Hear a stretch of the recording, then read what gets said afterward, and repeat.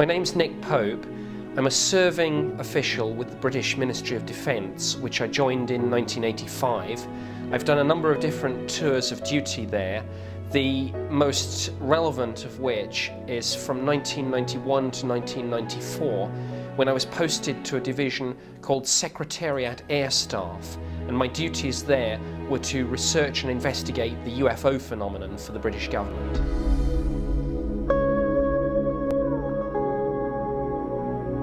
I received somewhere between 200 and 300 UFO reports each year, and my job was to evaluate these to come to a decision about whether there was evidence of any threat to the defence of the United Kingdom. Now, after an in-depth investigation, 90 to 95% of those sightings turned out to have prosaic explanations, but we were left with a hard core of sightings which defied any conventional explanation whatsoever, and these were a bunch of interesting cases involving sightings by military personnel, near misses between UFOs and aircraft, instances where UFOs were tracked on radar, and cases where UFOs were captured on film and video. Over the years in which the British government has been looking at the UFO phenomenon, there have been numerous cases on which uncorrelated targets have been tracked by military fighter controllers, and certainly on a number of those occasions military jets were either diverted from task or indeed scrambled to try and intercept these objects, not to engage them in any hostile sense, but merely to close with them to identify them. Now, on those occasions, I have to say, we have not been successful in our attempts to make an interception. Invariably, we find that the speeds and maneuvers of the UFOs are way ahead of the best things in our inventory with regard to aircraft. So they run rings around us, frankly. On occasion, when military jets have actually been chasing UFOs to try and maybe get gun camera footage or to try and close within visual range to get an ID on what the mystery craft is. These things have shown not only are they capable of phenomenal bursts of speed, but also the capacity to just stop and turn in an instant, raising all sorts of issues about the G-force implicit in such a maneuver. G-forces which, frankly, even with the best G-suit, would be far too much, I think, for any human to survive. So that in itself raises interesting questions about who's operating these things.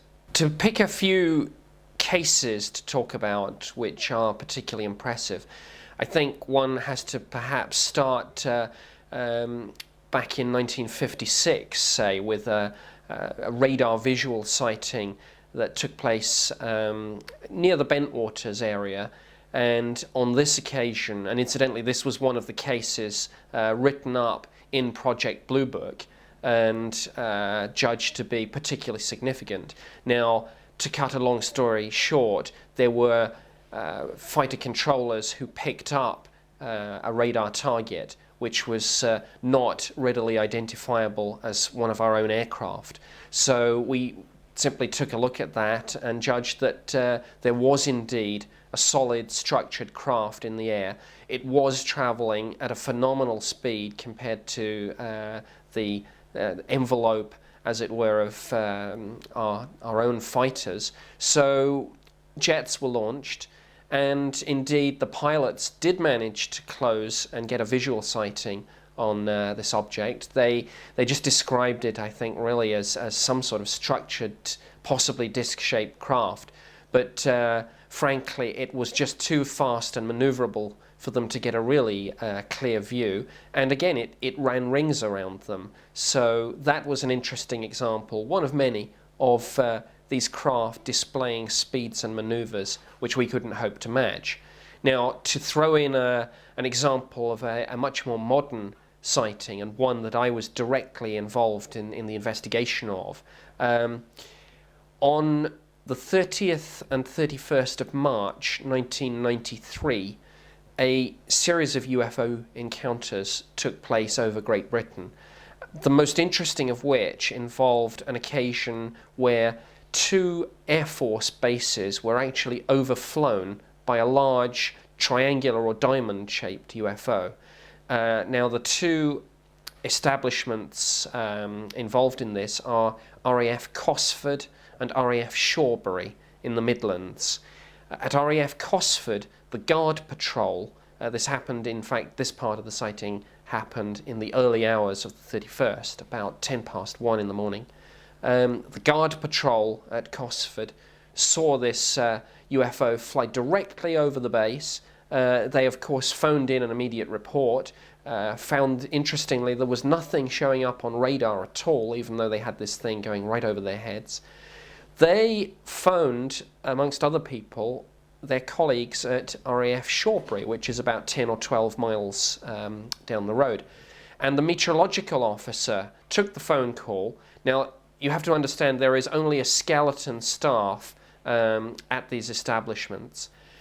So the Met officer there took the call, went outside, perhaps just thinking really that this was perhaps people playing a trick on him. But sure enough, in the distance, he saw a bright light heading his way. This thing got closer and closer, and the way he described it to me, voice shaking with emotion the following morning, was like a massive, flat, triangular-shaped craft, possibly raised a little bit like a diamond, passing over his head at a height of maybe no more than 200 feet, slightly to one side, emitting a low-frequency humming sound, which he said that he could not only hear but feel. Intriguingly, this craft was firing a narrow beam of light down at the fields just beyond the perimeter fence of the military base. And he said that this object came towards him at a speed of probably no more than 20 or 30 miles an hour, very slow. Suddenly the light retracted up into the craft, and in an instant it shot off to the horizon in a matter of seconds. And he said, bear in mind, this is an Air Force officer with 8 years experience in the service. He sees aircraft and fast jets every day of his life.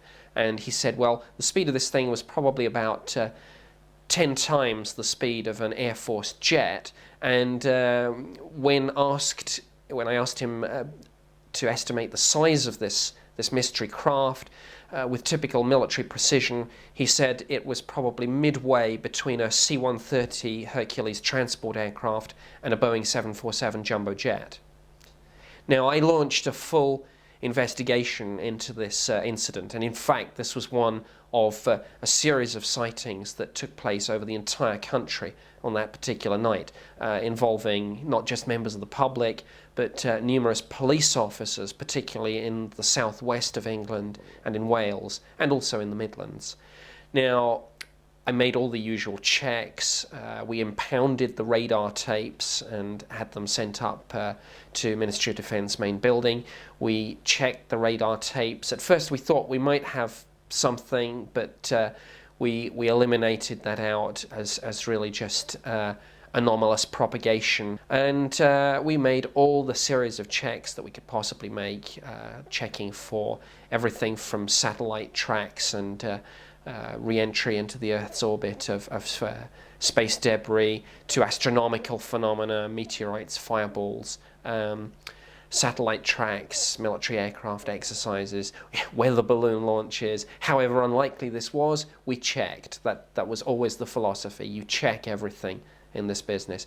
We drew a complete blank, and at the end of about a week or so of pretty solid work on this, I put a report up the chain of command through my head of division to the Assistant Chief of the Air Staff, an Air Vice Marshal, so I think, yes, a 2-star Air Force officer.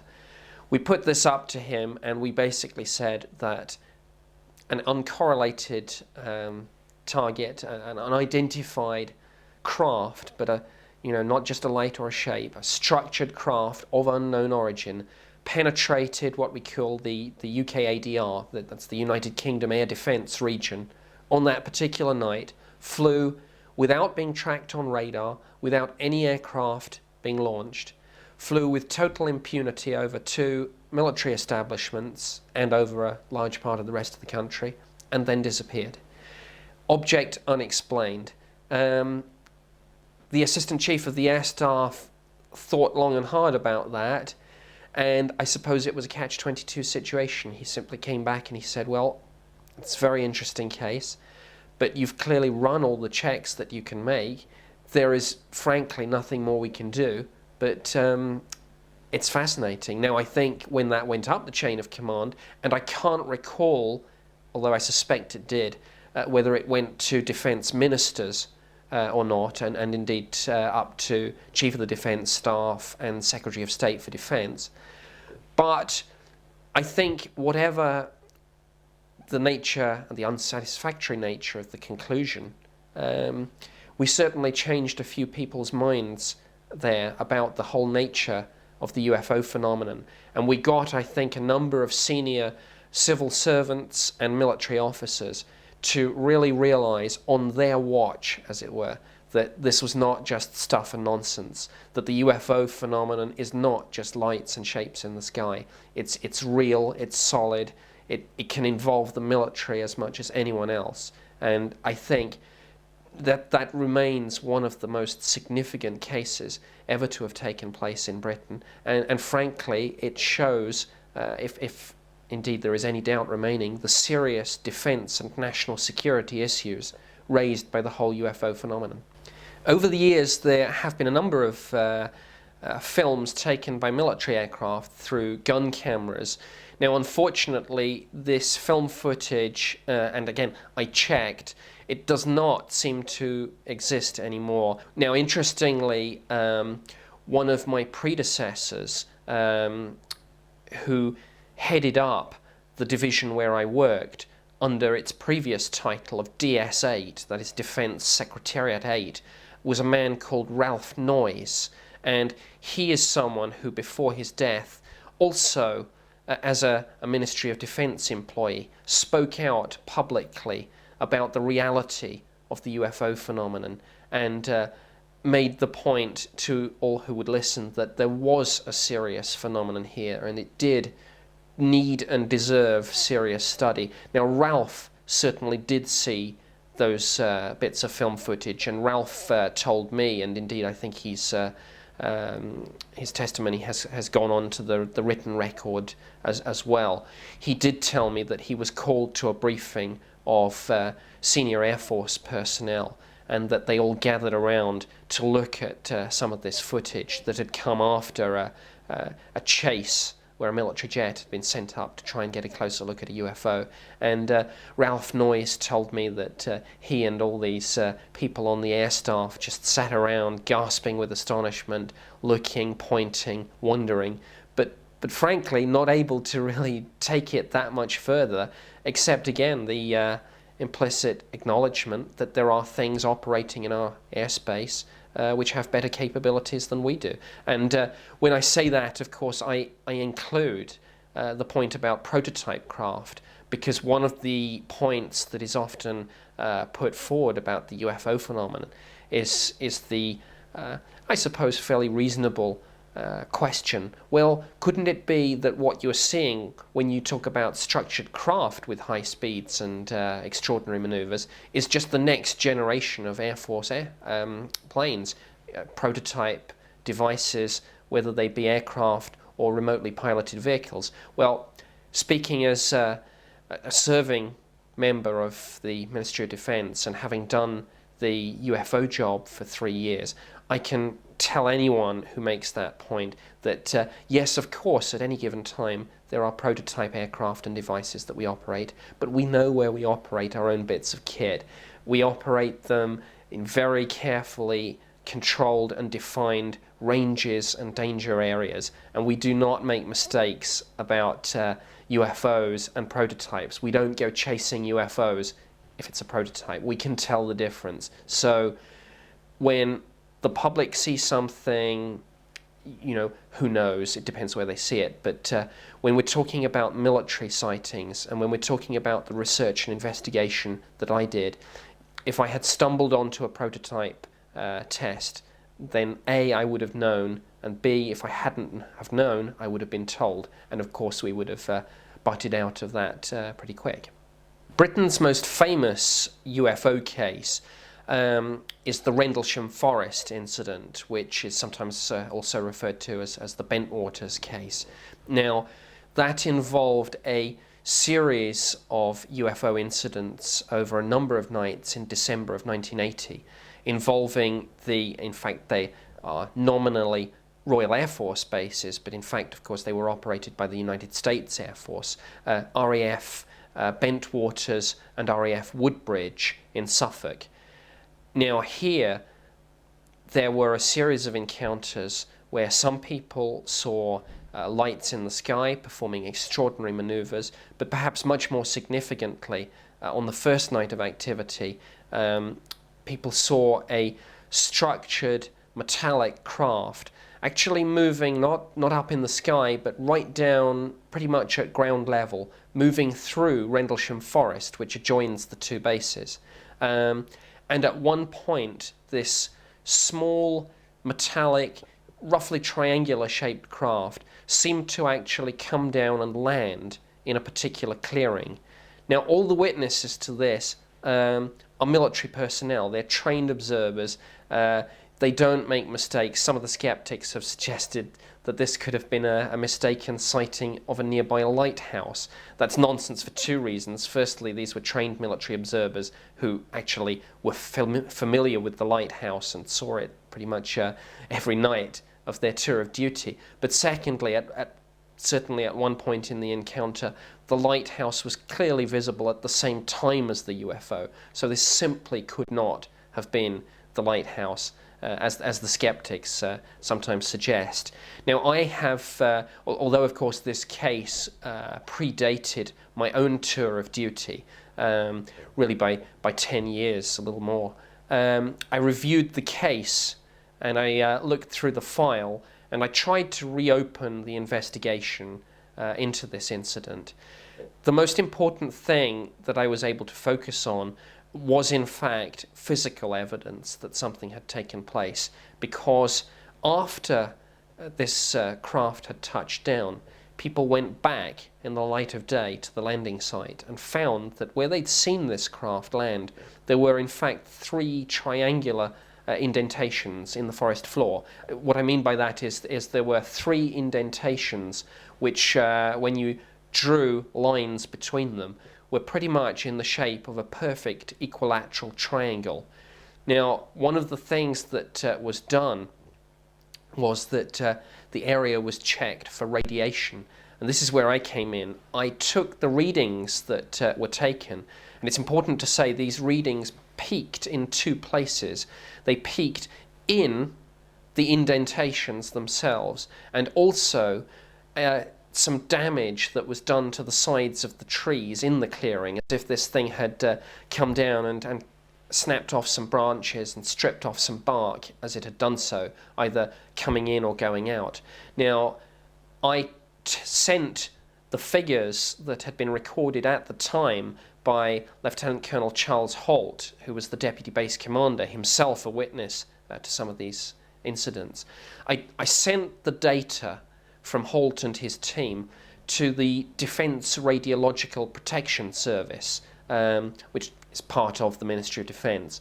And they came back to me and they were frankly bemused by this whole thing, and they said that the radiations from the indentations in the ground were 10 times background for that area, 10 times what they should have been. Now, of course, it is important to say that the levels were still comparatively low. Holt and his team were not endangered by this. This was still low-level radiation. But again, looking at it from a scientific point of view, that's not the point. The point is that when compared with, as it were, control readings immediately outside of the area, you had this peak of 10 times normal, right where this thing, whatever it was, came down on the forest floor.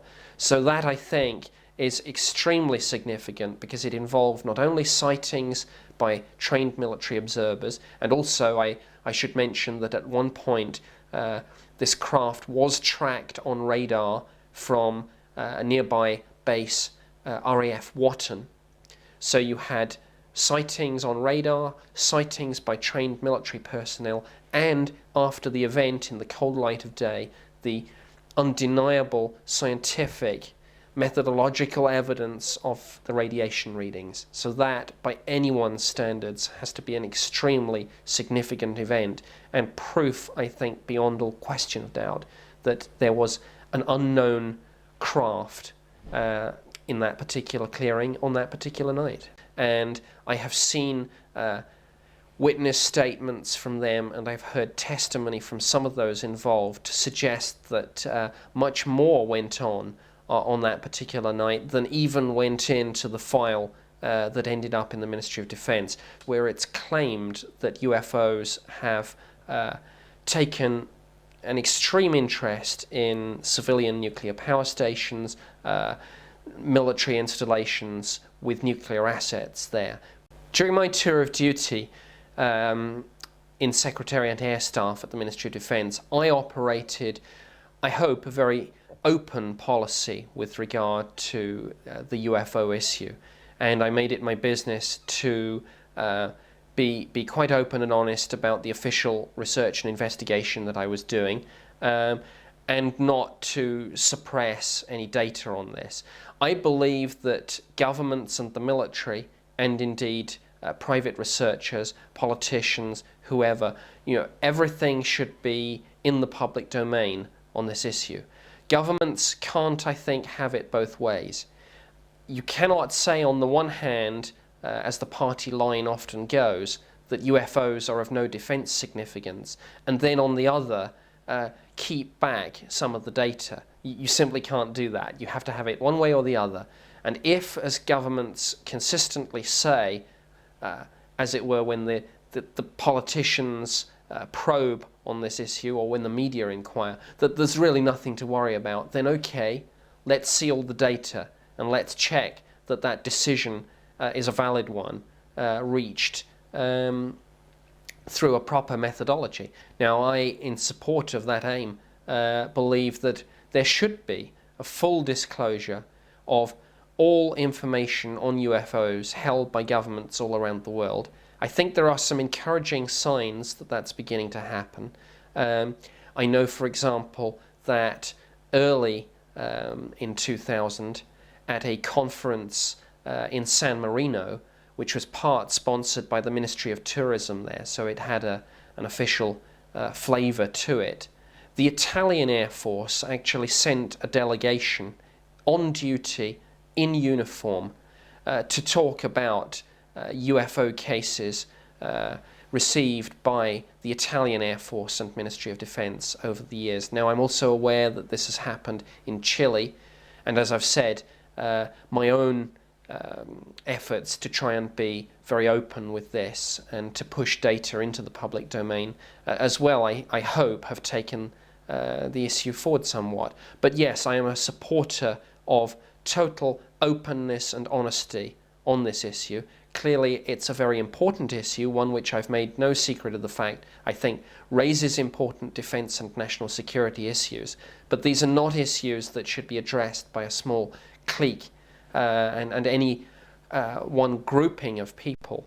These are issues of global significance which should be addressed and debated by everyone. And indeed, we cannot make a full and proper assessment of the phenomenal data we have without bringing in all sorts of people, scientists, politicians, military experts, in a much wider way than perhaps this information is available now.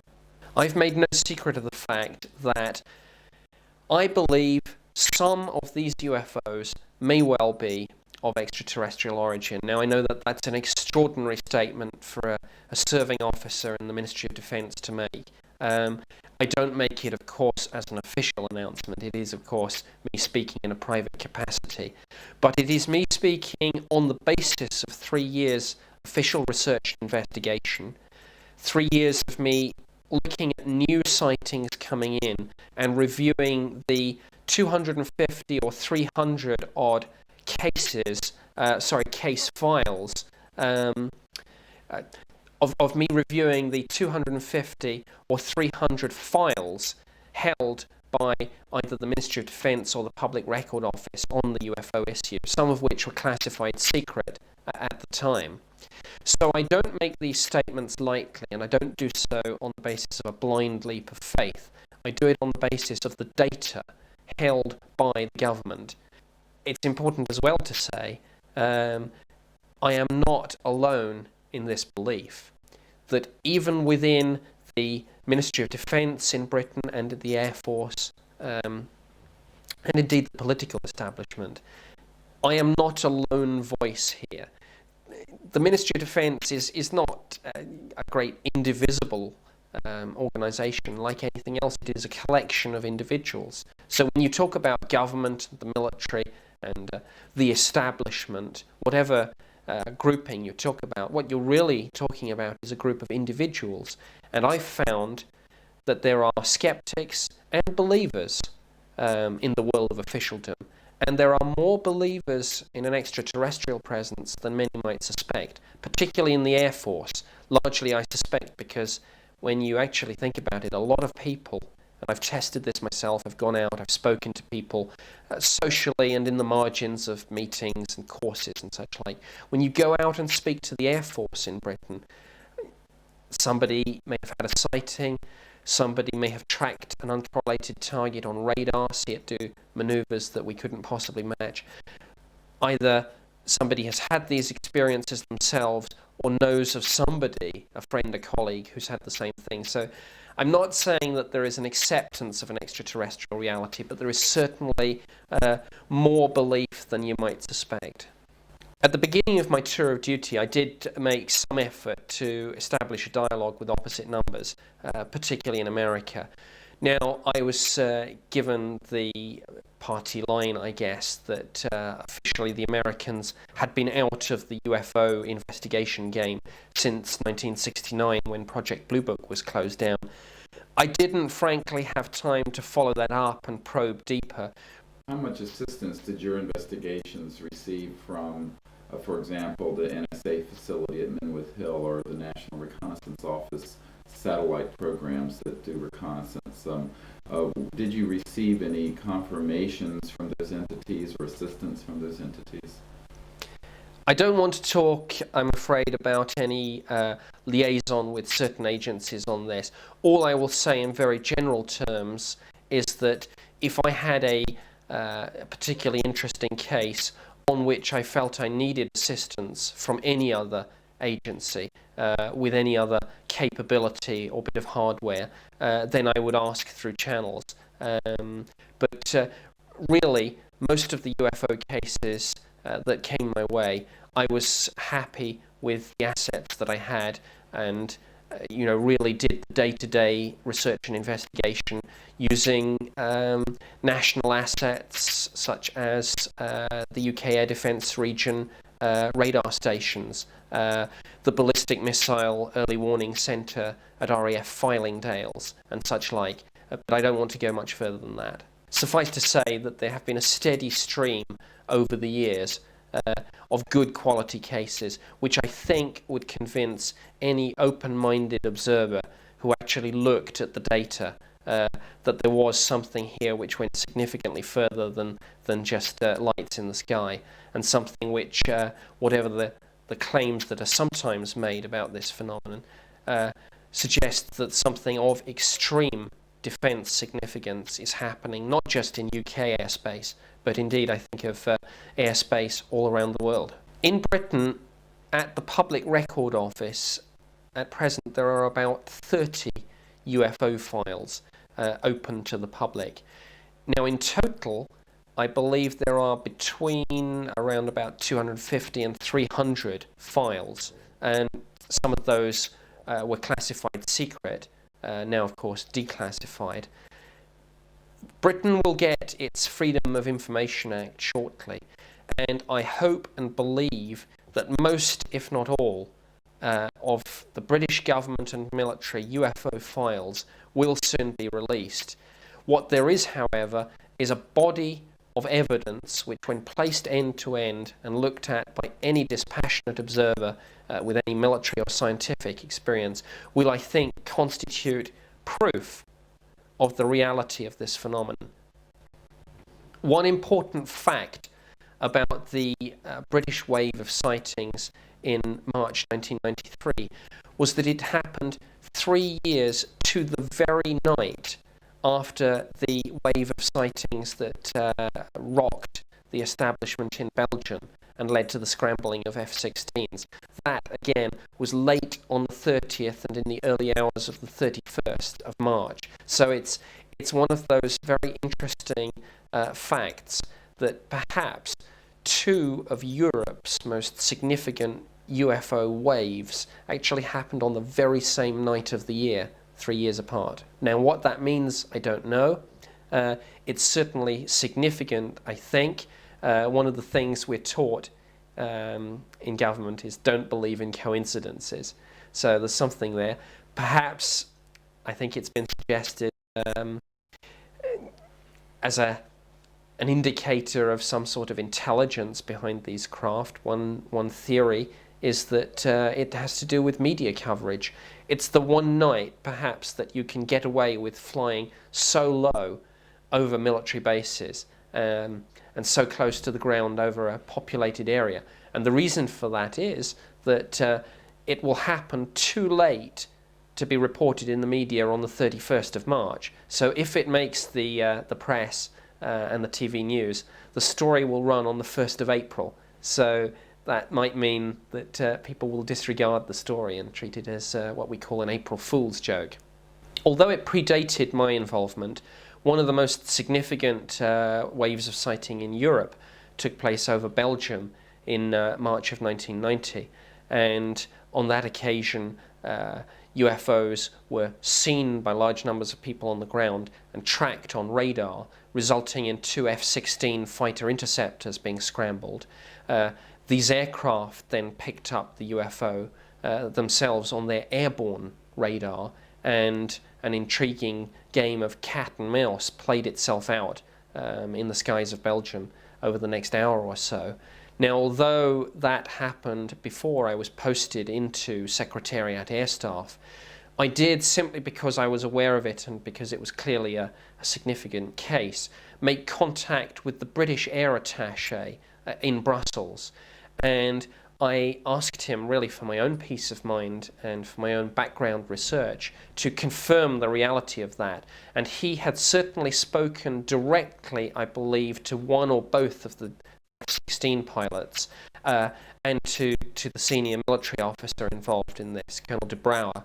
And certainly the word that came back to me officially via our embassy was, yes, this incident happened pretty much as reported. Yes, there was a solid structured craft there with speeds and manoeuvres way ahead of the F-16s. And as a sort of unofficial aside, there was a kind of jokey comment going around, certainly the Belgian air staff, which was to the effect of, well, thank goodness they were friendly. There was a huge gash in the land where something had crashed, and it didn't break anything. You know, I don't know if you've ever been to a crash site where, you had trees, just broken like in half. Everything was burned, and it was like if you had almost cut like a warm butter with a knife.